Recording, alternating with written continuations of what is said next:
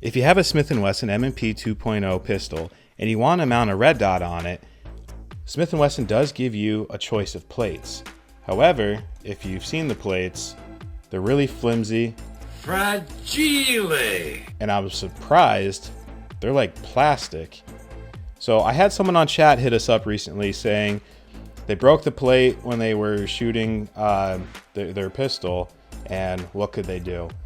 So instead of using this plate that is too flimsy in my opinion, I would do something like our Calculated Kinetic plate, which is made of aluminum. The cool thing about Calculated Kinetics is this plate is 100% manufactured in America.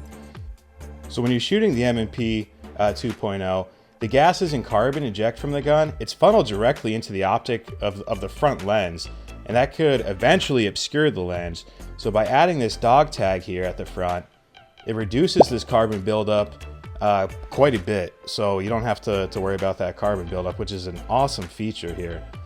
Another cool feature about the Calculated Kinetic plate is this is only slightly thicker than the OEM plate, and that allows you to still 1/5 co-witness with the OEM optic height sights for the front sight.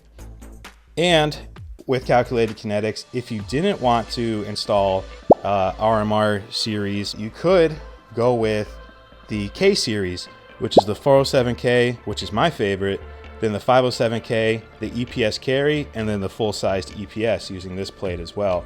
And this allows for a 1/3 co-witness and still has that DOGTAG at the front there. And these Calculated Kinetic plates are available at freedomgorilla.com at the best price with free shipping. Leave a comment below. Let me know, do you like this flimsy plate? No! God, please, no! And as always, thanks for watching, Freedom Gorillas.